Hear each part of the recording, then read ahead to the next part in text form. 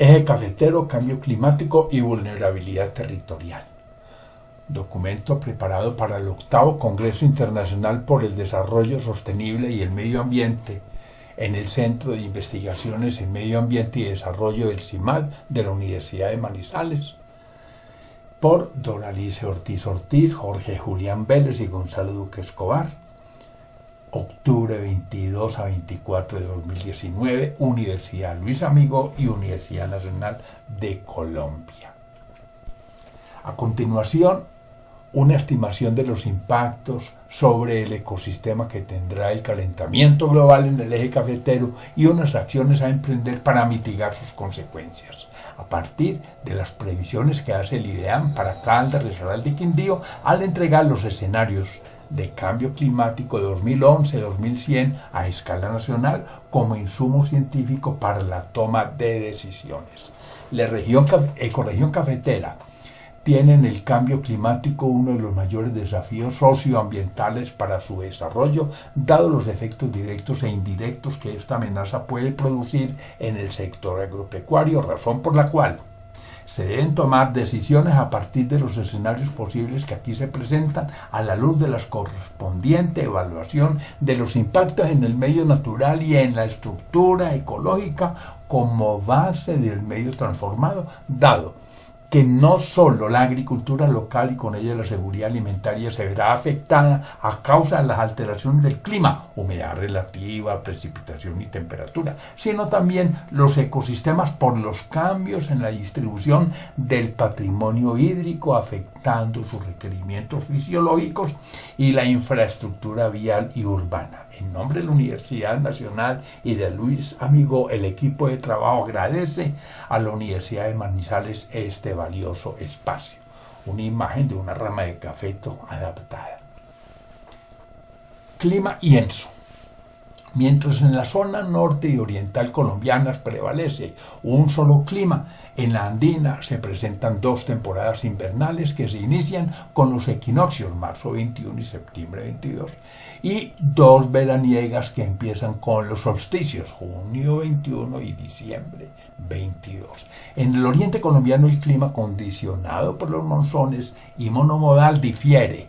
Es húmedo en la Amazonía y seco en la Orinoquía. En el Caribe, aunque cuasi monomodal, es similar al de la Orinoquía, y en el Pacífico colombiano también es cuasi monomodal húmedo.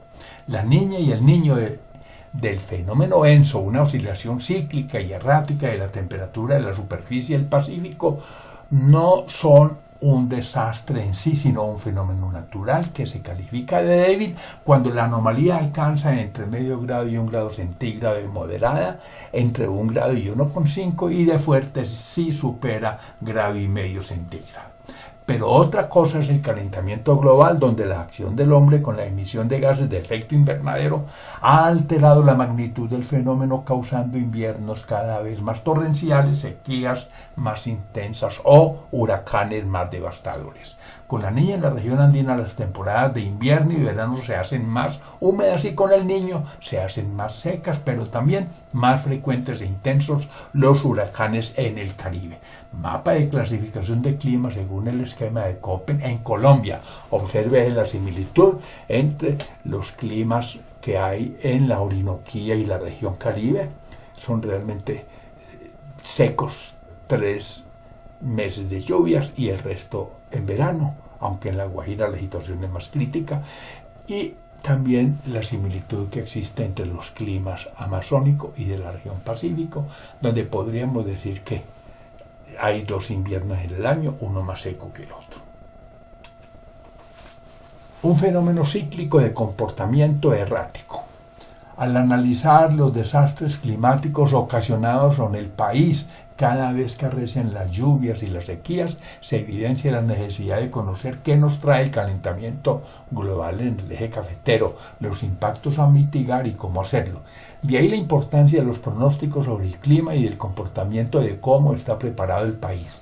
Según los escenarios de cambio climático del IDEAM que se presentan a continuación en Colombia, se calentarían menos las zonas de relieve montañosa, como la región andina, 2 a 3 grados, y más las regiones planas como la costa norte, la Orinoquía y la Amazonía, 3 a 4 grados centígrados. Observe en los mapas en la parte inferior.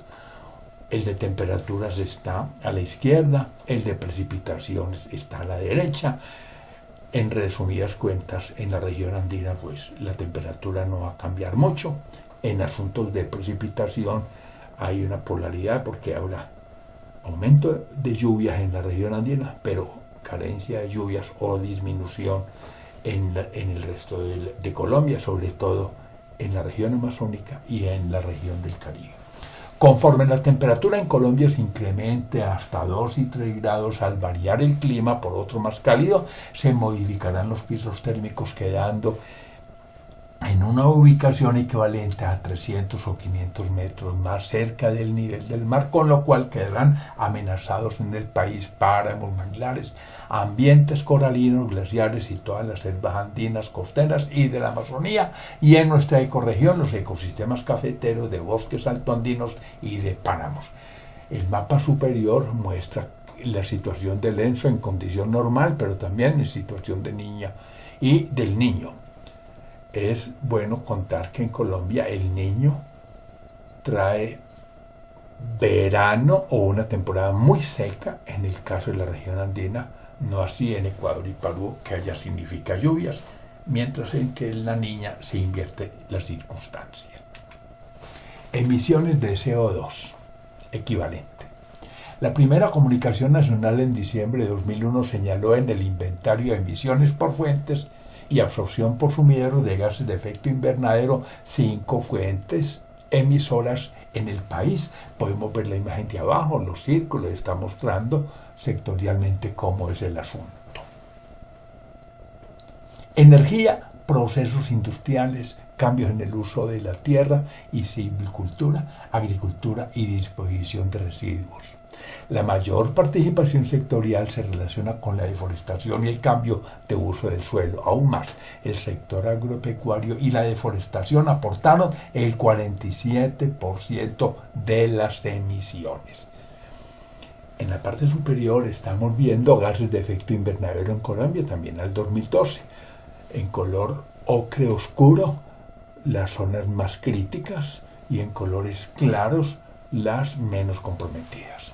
Dice, mientras en Caquetá, Santander, Meta, Cundinamarca, Valle del Cauca y Antioquia se registraron los mayores valores, Quindío, Risaralda, Huila, Guainía, Maupés y Amazonía obtuvieron las menores participaciones. Según la Universidad de los Andes, bajo un escenario tendencial, en el año 2040 se duplicarán los niveles de emisión de gases de efecto invernadero respecto a los estimados en el 2010. La agricultura natural, que respeta el ritmo natural y la cultura ancestral, combate el cambio climático al disminuir el uso de energía fósil asociado con la mecanización del suelo, la tala de los insumos químicos. Se estima que entre el 13 y 16% de la producción de gases de efecto invernadero global se debe al uso de agroquímicos, a la implementación de maquinaria pesada, a las prácticas agresivas como la deforestación y a los modelos de consumo relacionados con la agricultura convencional. Estas imágenes que se han mostrado están en participación sectorial y territorial de las emisiones nacionales de gases de efecto invernadero producidos por el IDEAN, el PNUD, Minambiente, Departamento de Planeación Nacional, Cancillería y GEF en 2016. Aguas superficiales y subterráneas en Colombia. Aunque en el país las cuencas hidrogeológicas con posibilidades de aprovechamiento abarcan el 74% del territorio, según el estudio Zonas Hidrogeológicas Homogéneas de Colombia, del IDEAN 2005, mientras el 56% de dicha área y por lo tanto el patrimonio hídrico subterráneo corresponde a la Orinoquía, Amazonía y Costa Pacífica, y el 31,5% de la región Caribe e insular, solo el 12,5% está en la región andina, que es la más densamente poblada. Las cuencas hidrogeológicas más utilizadas según el IDEAN son las de los valles del Cauca, Magdalena Medio y Superior y la Cordillera Oriental. Siguen en importancia las de los golfos de Urabá y de Morrosquillo y de los departamentos de Bolívar, Magdalena, Cesar y La Guajira. En Colombia, donde el 31% del agua dulce está contenida en acuíferos y la ley ha tenido que legislar para proteger los páramos, hace falta garantizar el carácter patrimonial y de bien público del agua subterránea. Si en la gran cuenca del Cauca Magdalena sobresalen los valles del Cauca y Alto Magdalena por la abundancia de aguas subterráneas, dicha disponibilidad resulta precaria en el Magdalena medio y bajo y en el cañón del Cauca. Esta imagen de rendimiento hídrico del 2010 es del IDEAM. Obsérvese en La Guajira, por ejemplo, un rendimiento de 0 a 3 litros por segundo por kilómetro cuadrado contra un rendimiento que varía de 100 a más de 200 litros por segundo por kilómetro cuadrado en la región del Pacífico colombiano. Colombia biodiversa. Colombia, con un estimado de 56.343 especies, sin considerar la enorme biodiversidad de microorganismos existentes, es el segundo país más biodiverso del mundo al ubicarse después de Brasil y sobrepasar a Sudáfrica e Indonesia. Se han identificado 85 tipos de ecosistemas en Colombia, de los cuales la intervención humana ha deteriorado el 31,3%, dejando 20 en estado crítico y 17 más en peligro. Además, en especies endémicas cuenta con plantas, anfibios, orquídeas, mariposas, peces de agua dulce, reptiles, aves, palmas y mamíferos que hacen parte de los grupos biológicos con especies únicas de Colombia para el mundo. La base de datos ornitológicos de Cenicafé relacionada con el inventario sobre un paisaje agrícola intervenido y ubicado en un rango altitudinal estrecho entre 1.000 y 2.000 metros sobre el nivel del mar, reporta 516 especies diferentes, cuantía que corresponde aproximadamente al 25% de las especies de ave de Colombia. Añade Cenicafé que las investigaciones sobre biota en otras regiones cafetaleras del mundo confirman el aporte significativo de la biodiversidad regional de algunos sistemas productivos de café. Según el Instituto Humboldt en su reporte de Estado y Tendencias de la Biodiversidad de Colombia, RET, correspondiente a uno de los entregables del Programa de Trabajo 2014-2018, entre los factores que explican la disminución promedio del 18% de pérdida de biodiversidad en Colombia, están la pérdida de hábitats naturales relacionada con la agricultura y la ganadería expansiva, y el impacto de cambios en las condiciones climáticas y de otras actividades humanas. Las imágenes adjuntas de Colombia biodiversa, especies registradas y endémicas, es elaborada por el Instituto Alexander von Humboldt. Ecosistemas amenazados. Según Colombia Viva 2017, publicado por el Fondo Mundial para la Naturaleza, WWF, las consecuencias de la desproporcionada intervención humana son los ecosistemas en estado crítico y cientos de especies amenazadas que están poniendo en riesgo de colapso al 86,1% de dicho patrimonio en la región andina del país. Según los reportes de los documentos existentes, los agrosistemas de la zona andina son los más vulnerables en más del 47% de su extensión, debido a que el desplazamiento que se genera es vertical ascendente.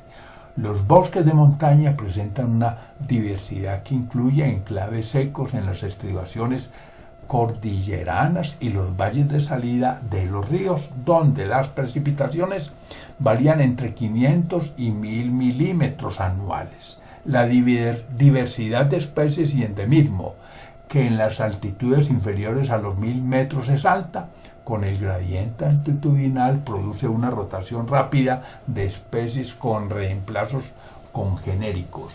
Si bien la diversidad dentro de cada cinturón altitudinal es baja, a lo largo de un gradiente altitudinal es alta. Por ejemplo, a la altura del bosque montano bajo, mientras el número de especies de aves en cada cinturón puede ser inferior a 200 especies, en un gradiente altitudinal excede las 500. La migración de las zonas de vida en 170 metros de altitud por cada grado centígrado, conforme el clima varíe, pasará factura sobre los ecosistemas fragmentados. Como consecuencia de lo anterior, habrá que mitigar el descontrol hídrico y pluviométrico y resolver de paso la fragmentación de los ecosistemas, dos problemas relacionados con el alto índice de deforestación que vulnera los derechos bioculturales del territorio e incrementa el riesgo frente a la amenaza del cambio climático. Imagen Colombia, ecosistemas en riesgo amenazados, producción del Instituto Alexander von Humboldt y de CIV. Y en El Espectador. Escenarios 2071-2100 para Colombia. Estos escenarios, obtenidos a partir de la información histórica y la generación de modelos físicos, matemáticos, estadísticos y o geográficos, son una descripción estimable sobre cómo puede desarrollarse el clima futuro de Colombia. Un solo grado es una amenaza a la sostenibilidad de los diversos ecosistemas del país, que se traduce en sequías, cambio en los ciclos de precipitación, aumento del nivel del mar y grandes olas de calor. Según el IDEAM, los escenarios de cambio climático para Colombia en los tres periodos comprendidos entre los años 2011, 2040, 2070, 2100 y en su orden son los que aparecen en estas imágenes de acá.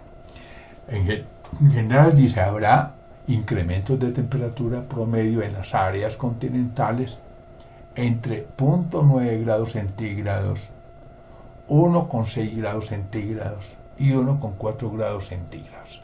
Dichas cuantías se duplicarán en las zonas costeras, Orinoquía y en la Amazonía, mientras que en las zonas de montaña solo alcanzarán a la mitad.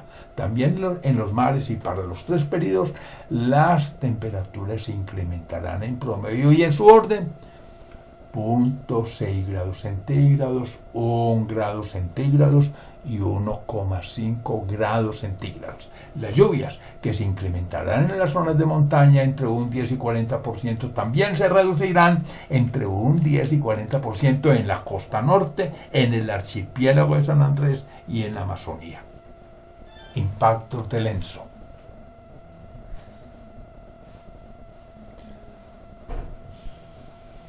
Una muestra del cambio climático se evidenció en los acentuados fenómenos de El Niño 2009-2010 y La Niña 2010-2011. Los impactos climáticos del ENSO durante La Niña 2010-11 son un punto de referencia, ya que las lluvias ocasionaron, además de inundaciones, 2.219 emergencias, y deslizamientos, 178 emergencias, de vendavales, 174, y avalanchas, 24, en varias zonas del país.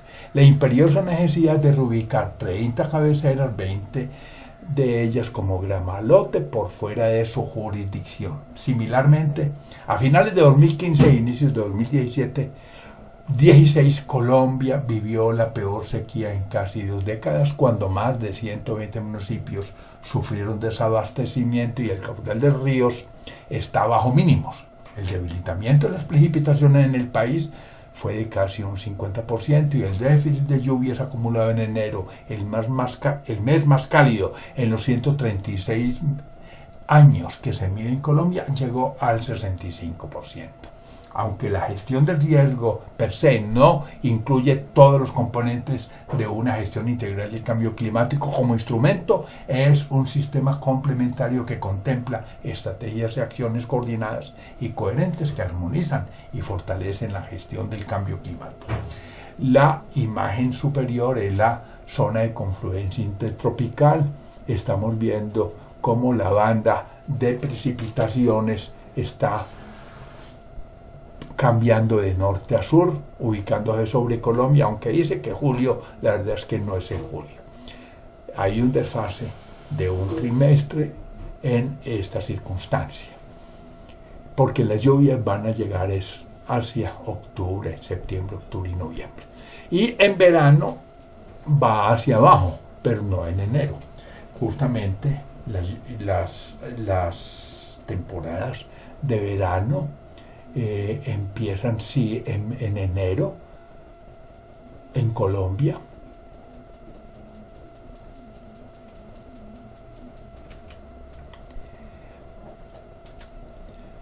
Y también en junio, pero se hacen más intensas, por ejemplo, en febrero y marzo, al igual que en julio y agosto.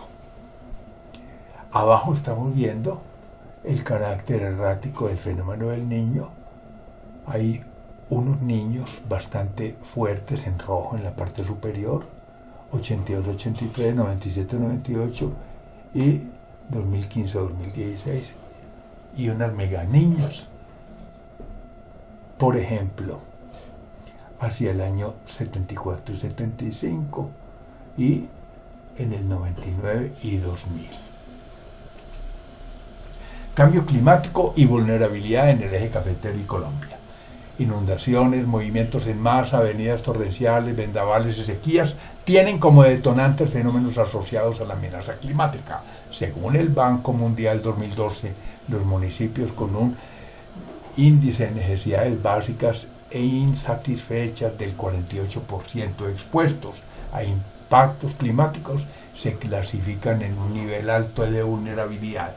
El 12% del territorio nacional se encuentra localizado en áreas con alta susceptibilidad a inundaciones.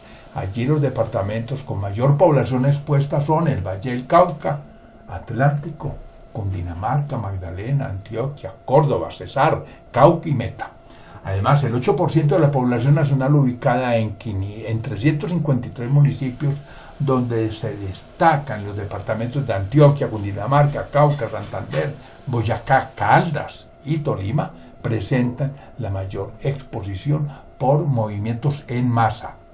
Para el Programa Mundial de Alimentos de las Naciones Unidas, PMA, con el cambio climático, la vulnerabilidad a riesgos de desastres y la inseguridad alimentaria en el eje cafetero, según la imagen, muestra niveles diferentes así: media, Caldas; alta, Risaralda; y muy alta, Quindío. Esta imagen de seguridad alimentaria, desastres y cambio climático en Colombia trae abajo la escala a colores y, por supuesto, unos índices departamentales. Definiciones necesarias. Riesgo es la posibilidad de afectar significativamente la vida o bienes a causa de un fenómeno dañino. Amenaza es un evento o fenómeno perjudicial con un cierto nivel de magnitud y alcance espacial. La relación entre amenaza y riesgo se establece con la expresión riesgo igual a amenaza por vulnerabilidad, siendo la vulnerabilidad el factor de riesgo que tiene en cuenta la resistencia o fragilidad de las personas y de los bienes expuestos. Por lo tanto, vulnerabilidad es igual a exposición dividido por resistencia. Similarmente, la amenaza depende del evento detonante, de su grado de susceptibilidad y energía potencial. Luego, la amenaza es igual a detonante por susceptibilidad por potencial de energía. Por lo tanto, reemplazando estos factores en amenaza y vulnerabilidad, tenemos que el riesgo es igual a detonante por susceptibilidad por potencial por exposición dividido por resistencia. Por otro lado, la valoración del riesgo se hace en función del periodo de las amenazas y de la vida útil de una obra. Mediante esta expresión matemática, el riesgo es igual a 1 menos 1 menos la probabilidad de ocurrencia del fenómeno a la n. En la fórmula, entonces, R es el riesgo de falla. Y TR y N como fundamento son no solamente el periodo de retorno de la amenaza y N el número de años considerados. Al aplicar este concepto, la recomendación es que las obras se diseñen siempre del lado de la falla, donde el riesgo supera el 50%. Veamos la tablita. Hay unos colores rojos ahí con 0,65, 0,64, 0,63. Valores menores que esos son los adecuados para el cálculo de las obras. Se trabaja con esa línea roja. Pero con valores superiores, aunque las obras son mucho más seguras, no es rentable trabajar.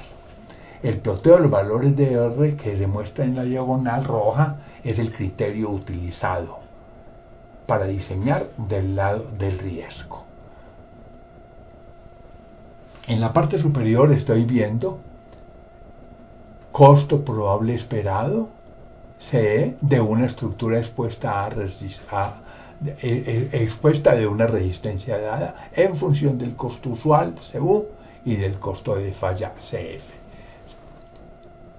Como se multiplican las dos funciones, se suman las dos funciones, los costos, el costo esperado, que es la suma de ellos, se hace mínimo con una resistencia media. ¿Qué significa? No se diseña con la máxima resistencia posible, porque no es viable, los costos no dan para eso. La segunda imagen habla de la frecuencia de los eventos y el grado de siniestralidad que se expresa en el deterioro de la infraestructura. Se multiplican las funciones de frecuencia y siniestralidad y se obtiene la curva inferior, donde muestra que la magnitud de la probabilidad es máxima en la zona media y no se debe entonces trabajar para eventos de mucha magnitud o de baja magnitud, sino de una magnitud media. Obsérvese el incremento del riesgo de 0,63 a 0,98 para una obra con una vida útil N de 100 años, cuando el periodo de retorno de la amenaza cambia de 100 a 25 años en la tabla inferior. Vulnerabilidad de las laderas. Si las laderas de fuerte pendiente del trópico andino poseen un factor de seguridad de largo plazo igual a 1, con los modelados y con la deforestación se ha vulnerado ese frágil equilibrio límite de estabilidad. De ahí la importancia de considerar ajustes en el factor de seguridad de las laderas, teniendo en cuenta además de los resultados de la microsonificación sísmica desarrollado por el CIMOG en 2002 para Manizales, que invitan a contemplar el efecto de la amplificación de los suelos, los cambios en la amenaza climática, donde el periodo de los eventos extremos se ha venido acortando en forma sustantiva. Respecto a la amenaza sísmica, el CIMOG ha sugerido como evento sísmico de diseño para Manizales un terremoto con periodo de retorno TR de 475 años.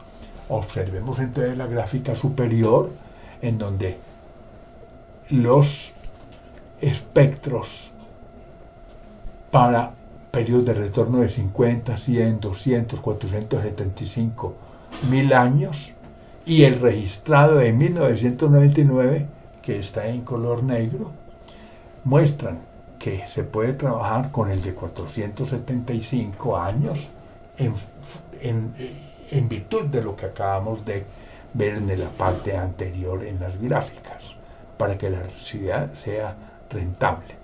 También se observa que si esos espectros son del sismo del Quindío, un terremoto de esa magnitud tiene un periodo de retorno del orden de los 750 años.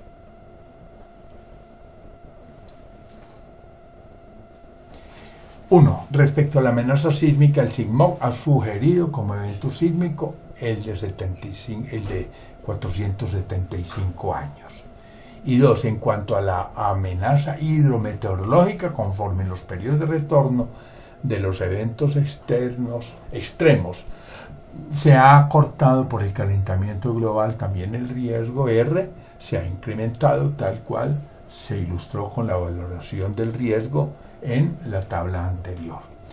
Estas imágenes de acá son fuentes sísmicas superficiales en el eje cafetero y espectros de amenaza y fuente romeral y de aceleración para el diseño sismoresistente según el tipo de suelo.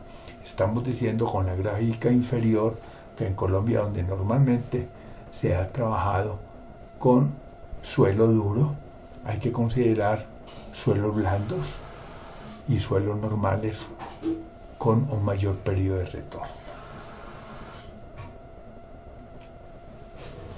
Ecorregión cafetera, usos del suelo 2002. El territorio de la ecorregión cafetera aparece en esta figura, se está incluyendo el eje cafetero, pero también norte del valle y noroccidente del Tolima. A la izquierda, ¿cuáles son las aptitudes del suelo? Predomina el verde, que son aptitudes forestales.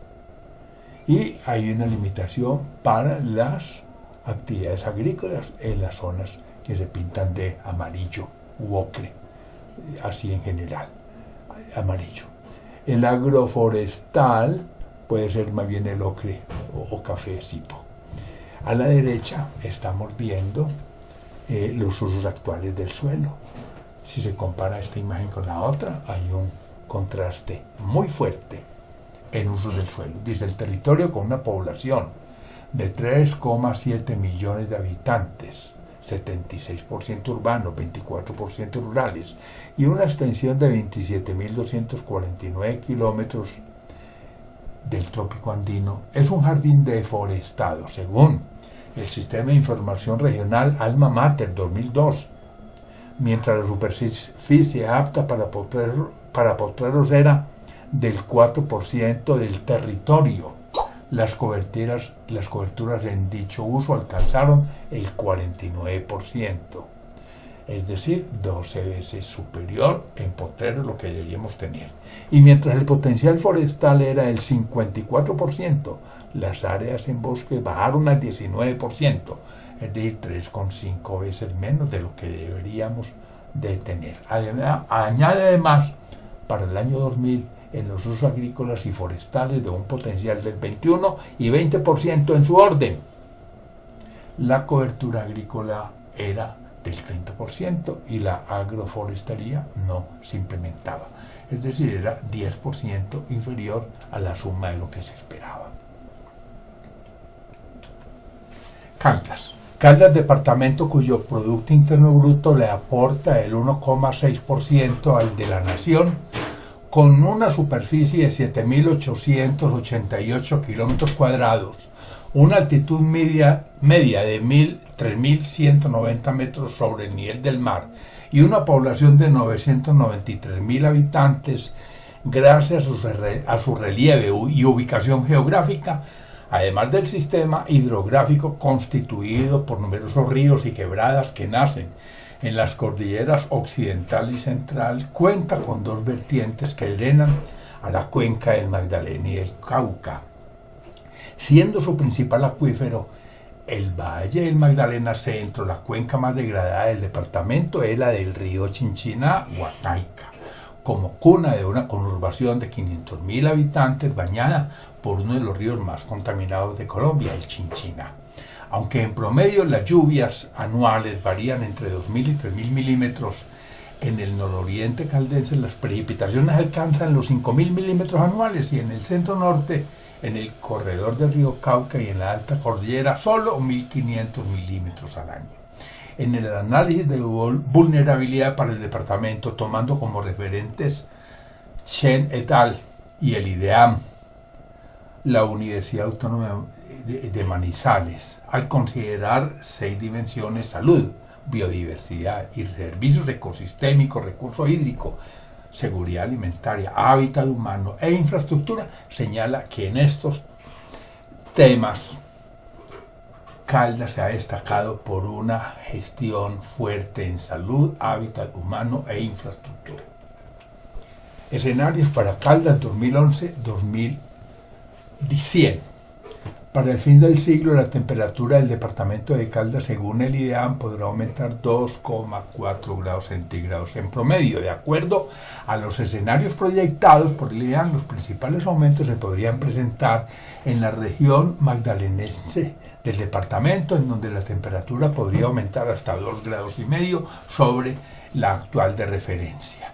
Y en precipitaciones, aunque los escenarios modelados, Caldas solo presentará disminuciones en precipitaciones del 10% en el oriente para los episodios evaluados.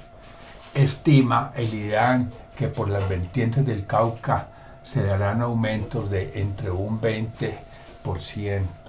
Risaralda.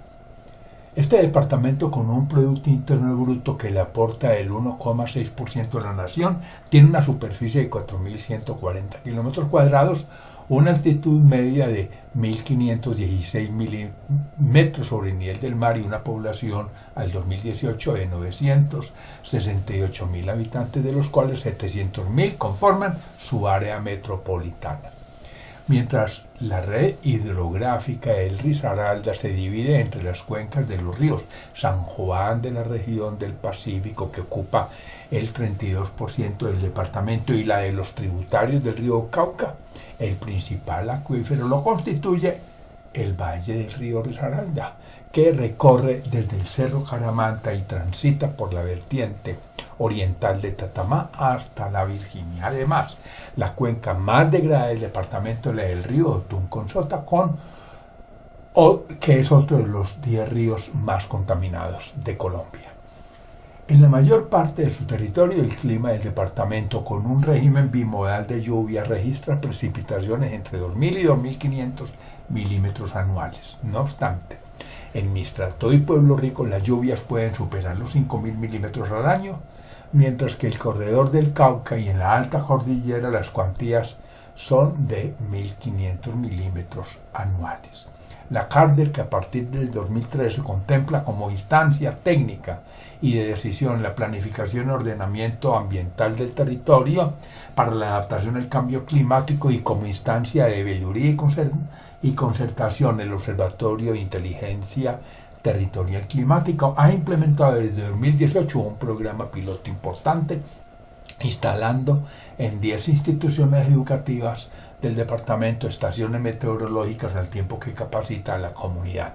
Aunado al anterior, desde hace varios años la CARDER ha venido adelantando perfiles climáticos en los municipios de Risaralda como herramienta diagnóstica de la situación histórica actual y proyectada frente al clima para el análisis de las amenazas. Escenarios para Risaralda 2011-2100. Para el IDEAM, a finales del siglo, la temperatura de Risaralda podrá presentar aumentos de hasta 2,4 grados centígrados en los valles de los afluentes del Cauca y un mayor incremento hacia el poniente en Pueblo Rico y Mistrató, donde la temperatura subiría 2,6 grados centígrados adicionales. En precipitaciones, según el IDEAM, Risaralda podrá presentar aumentos importantes en promedio de hasta un 28% y entre un 30 y 40% en Pereira, Quinchía y Santuario. En la cuenca del San Juan y en vecindades del Cauca se esperan los menores cambios en precipitación. Los principales efectos para Risaralda se darían en el sector agrícola como consecuencia del aumento gradual y acentuado de precipitaciones e incluso de plagas y enfermedades para los cultivos representativos en Pereira, La Ceiba y Balboa por el incremento de la humedad relativa. Igualmente señala el IDEAM que debido a los aumentos de precipitaciones podrá darse cierre de vías en zonas de alta pendiente como consecuencia de las mayores precipitaciones. El tercer mapa de la derecha arriba muestra los mayores incrementos de temperatura en la región de Risaralda, que pertenece al Chocó biogeográfico, y también en el corredor del Cauca. En la inferior, el tercer mapa muestra los incrementos de precipitación bien importantes en el ámbito del corredor del río Cauca en el departamento de Risaralda. Quindío. La superficie del Quindío es de 1.845 kilómetros cuadrados, su altitud media 1.458 metros sobre el nivel del mar y su población al 2018 575.000 habitantes, de los cuales 500.000 pertenecen a 6 municipios de su potencial área metropolitana. La participación del departamento en el Producto Interno Bruto Nacional es de 0,9%. a la red hidrográfica del departamento constituida por el río La Vieja con sus afluentes. Se suma el gran acuífero de este río, cuyo reservorio se alimenta del glacis del Quindío, una formación volcanosedimentaria que cubre el 30% del departamento. Igualmente la cuenca más degradada es la del río Quindío, afluente de La Vieja y también uno de los ríos más contaminados de Colombia. Las lluvias en el Quindío con un promedio de 2.500 a 1.500 milímetros anuales e incluso con cuantías de hasta 1.000 milímetros anuales en la alta cordillera presentan los mayores volúmenes hacia el norte, Finlandia y Salento, los valores medios hacia el centro, Armenia y Calarcá, y las menores cuantías hacia el sur y sureste, Alcalá, Pijao y Génova. El Plan Integrado de Gestión de Cambio Climático Territorial del Quindío contempla como ejes estratégicos el recurso hídrico, los sectores productivos y sus servicios, ciudad y territorio, salud ambiental y ecosistemas. Con dicha herramienta proyectada a 2030, se fortalece el ordenamiento territorial e implementan acciones de planificación estratégica que mejoren la sostenibilidad y competitividad del sector agropecuario y ambiental del departamento, adecuándolo al compromiso de reducir un 20% de las emisiones de gas de efecto de invernadero adquirido por Colombia en el marco del Acuerdo de París. Escenario para el Quindío 2011-2100. Estima el IDEAN que para finales del siglo Quindío podrá presentar aumentos de temperatura sobre el valor actual, en especial hacia el poniente, Quimbaya, Montenegro, la Tebaida, Armenia, Circasia y Finlandia, donde dicha variable podría incrementarse 2,3 grados centígrados. Y en cuanto a la precipitación, el mayor aumento, con un 24%, se daría hacia el nor y noroccidente del Quindío en los municipios de Quimbaya y Finlandia, según los escenarios modelados por el IDEA. Los principales impactos serían en el sector agrícola a consecuencia del aumento gradual y acentuado de las precipitaciones, posibilitándose con ello la presencia de plagas en los cultivos representativos por incremento en la humedad relativa. Aún más, en el 2030-2050 las áreas aptas para la siembra de café se desplazarán a los municipios de tierras más altas y la intensificación de los vientos por el mayor gradiente térmico afectará las plataneras. Finalmente, señala el IDEAN cómo en la zona cordillerana las precipitaciones afectarían el sector turístico por cierre de vías asociados a procesos de remoción en masa. Las imágenes del IDEAN a la derecha, la tercera imagen arriba, incrementos en la temperatura afectando el occidente del departamento, y la inferior, incrementos en las lluvias afectando el sector noroccidente del Quindío. Ecorregión cafetera, ecosistemas protegidos. Cuenta este territorio en su valioso patrimonio natural con 4 parques naturales nacionales, de los nevados, el Tatamá, la selva de Florencia y el santuario de fauna y flora o Quimbaya son ellos. El páramo de Tatamá, junto con los páramos del Sol en Frontino y el Duende que hospeda el Cerro Calima, son los únicos 3 páramos de Colombia que no han sufrido alteración humana. Súmese lo anterior varias reservas forestales protectoras, distritos de suelos, etc. El Sistema Regional de Áreas Protegidas IRAP de la ecorregión cafetera, en jurisdicción de 92 municipios de 5 departamentos, eje cafetero, que son 3, norte del Valle del Cauca y noroccidente del Tolima, es un proceso de planeación participativa que incorpora conceptos de ordenamiento territorial para la gestión ambiental y un modelo de desarrollo sostenible.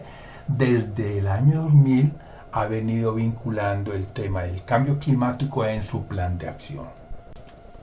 No obstante, a pesar de la Ley 99 de 1993, cuyo artículo 1, numeral 4 dice, comillas, las zonas de páramos, subpáramos, los nacimientos de agua y las zonas de recarga y acuíferos serán objeto de protección especial, cierra comillas. Este valioso patrimonio está amenazado no solo por el cambio climático, sino también por los históricos pasivos ambientales y presiones actuales de naturaleza antropogénica. El Nodo Regional del Cambio Climático del Eje Cafetero, con 10 años de existencia y conformado por las CAR, tiene como soporte para su quehacer el decreto 298 de 2016. El mapa superior muestra la estructura fisiográfica de la ecorregión cafetera, Fuente Ideam. Vemos en azul los corredores ambientales en ambas cordilleras. En azul el corredor del río Cauca, faltaría el del río Magdalena, pero se están subrayando además las cuencas del río Risaralda en la parte de arriba y del río Quindío en la parte inferior, mostrando su extensión hacia el occidente del río La Vieja por el glaciar del Quindío. En la parte inferior vemos el sistema de áreas protegidas del eje cafetero. Hay muchos pequeños lugares considerados zonas de interés ambiental del orden municipal, pero con el cambio climático esa fragmentación es fatal. Igualmente se nota una posibilidad de tener un corredor de conectividad biológica desde Río Blanco hasta los sistemas que tiene el Quindío en la zona del Roble e incluso el Tolima, pero se requiere la declaratoria de Parque Natural Nacional para ciertas áreas, el Parque Cocora, por ejemplo, Río Blanco Manizales y las reservas forestales protectoras, en el caso del Tolima, que alimentan de agua a Ibagué. Conflicto de uso de suelo. La ley 1930 de 2018 y de páramos y la resolución 886 de 2018, dos poderosas herramientas para proteger y gestionar estos ecosistemas, en la que se establecen actividades prohibidas y la posibilidad de declarar de utilidad pública e interés general su protección, admite a la vez que sus habitantes ancestrales puedan seguir desarrollando actividades agropecuarias de bajo impacto, que además de incluir el conocimiento tradicional de los pueblos sean sostenibles y contribuyan a la conservación de los servicios ambientales cuando la resolución 886 menciona las, comillas, áreas de alta importancia para la prestación de servicios ambientales, cierro comillas, permite que sus habitantes y las CAR participativamente resuelvan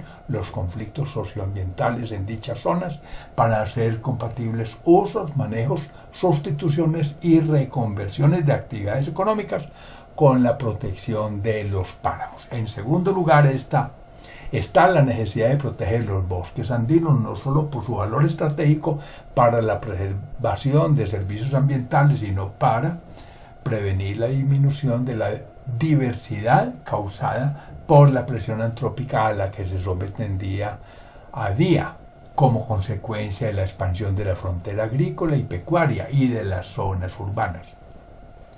Para ilustrar el caso, vale la pena citar el caso del polígono número 5 en el sector de la Aurora de Manizales, donde se violaron los derechos ambientales y bioculturales de la Reserva Protectora de Río Blanco, un ecosistema estratégico para la nación y para Manizales por las especies endémicas que protege y por los servicios ambientales que le provee a la ciudad. Las decisiones del municipio modificando el Plan de Ordenamiento Territorial de 2001 en 2003 para cambiar el uso del suelo de rural urbano y las gestiones hechas desde el 2010 hasta 2017 para urbanizar sin importar que dicho predio debe cumplir funciones amortiguadoras, desconocieron los artículos 1, 79 y 80 de la Carta y la Ley Ambiental General en el artículo 1 y los principios rectores de la Ley 388 de 1992 que están en el artículo 2 sobre ordenamiento territorial, donde se consagran la prevalencia del interés general y la función social y ecológica de la propiedad, además de la equidad en cargas y beneficios. Sobre lo anterior, la Sociedad de Mejoras Públicas, preocupada por los impactos de 2.220 apartamentos para 10 1.000 habitantes ubicados a tan solo 140 metros de la Reserva Forestal Protectora de Río Blanco, además de solicitar que se aplique el principio de precaución contemplado en el artículo 1, numeral 6 de la Ley 99/93, ha preguntado si para cumplir con la función de amortiguar en dicho predio los impactos provenientes de Manizales en beneficio de la Reserva Protectora, tal cual se señala en el decreto 2372 de 2010, artículos 19 y 31, pregunta: ¿puede una jungla de concreto en la aurora no generar ruido, ni contaminación lumínica, no alterar las cadenas tróficas y los ciclos biogenéticos, ni el microclima en el área que se protege? ¿Puede una zona con función amortiguadora ya urbanizada capturar CO2 proveniente de Manizales, producir oxígeno de compensación para la reserva y por aportarle la regulación hídrica y a la estabilidad funcional del bosque de niebla, tal cual lo hace un bosque? Río Blanco, cuna de vida. Y para el ecosistema cafetero, cuya potencialidad, según Mario Calderón Rivera, ha sido en gran parte destruida, y en el cual el desafío consiste en avanzar en la construcción de un paisaje resiliente en el territorio del paisaje cultural cafetero, la tarea a emprender no solo pasa por el tema de la economía rural campesina de base artesanal y por la adaptación al cambio climático, sino también por las problemáticas del agua y la biodiversidad de dicho ecosistema. Para lograr su desarrollo rural y adaptarlo al cambio climático, dado que la suerte de los pequeños poblados cafetaleros dependerá de la salud del suelo y del agua y del sombrío para la biodiversidad, si es que nos decidimos por el rescate de la estructura natural y simbólica con sus elementos tangibles e intangibles, conexos a la cultura y el ecosistema cafetero, pregunto: ¿por qué no declarar sujeto de derechos bioculturales el territorio del paisaje cultural cafetero para ordenar su recuperación bajo los preceptos de la declaratoria de 2011 que ha hecho la UNESCO? Ver paisaje cultural cafetero como sujeto de derechos. Colombia, el PNCC. El Plan Nacional de Adaptación al Cambio Climático tiene como objetivo la reducción del riesgo y los impactos socioeconómicos y ecosistémicos en Colombia. Los objetivos específicos del Plan Nacional de Adaptación al Cambio Climático son: a. Gestionar el conocimiento sobre el cambio climático y sus potenciales consecuencias sobre las comunidades, la biodiversidad, sus servicios ecosistémicos y la economía del país. B. Incorporar la adaptación al cambio climático en la planificación del desarrollo territorial y sectorial. Y C. Promover la transformación del desarrollo para la adaptación al cambio climático con criterios de competitividad, sostenibilidad y equidad. A su vez, estos tres objetivos se concretan en 9 estrategias específicas que los desarrollan y dan el enfoque que se espera. ¿Cuáles son esas 9 estrategias? 1. Fortalecimiento de la gestión del conocimiento climático, hidrológico, oceanográfico y sobre los impactos potenciales. 2. Educación, formación, comunicación y sensibilización de públicos. 3. Fortalecimiento de capacidades institucionales. 4. Incorporación de la variabilidad y cambio climático en los instrumentos de planificación del Estado. 5. Desarrollo de proyectos de inversión resilientes. 6. Gestión de los impactos sobre la biodiversidad y la oferta de servicios ecosistémicos. 7. Producción agropecuaria y seguridad alimentaria adaptadas. 8. Reducción prospectiva de riesgos en infraestructura básica. Y 9. Crecimiento verde de hábitats humanos. Colombia y el PNCC. La Política Nacional de Cambio Climático de Colombia, diseñada por el Ministerio de Medio Ambiente y Desarrollo Social en 2016, cuenta con 4 líneas fundamentales así: 1.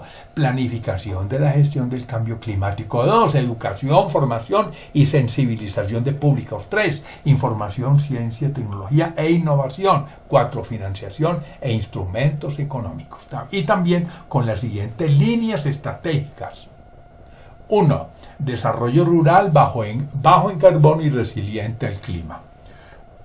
2. Desarrollo urbano bajo en carbono y resiliente al clima.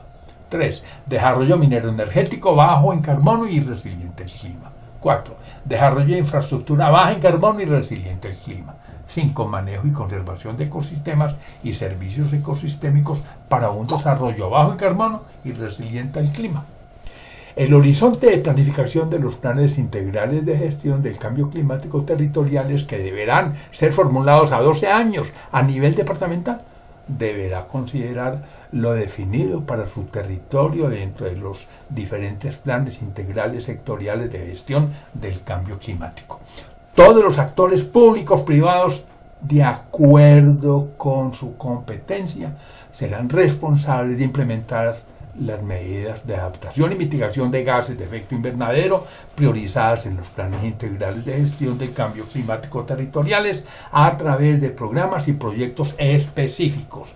La política también plantea un ciclo de planificación con escenarios a 2030 y 2050 que permite formular los planes integrales con las acciones estratégicas nacionales de largo plazo y actualizaciones cada 12 años.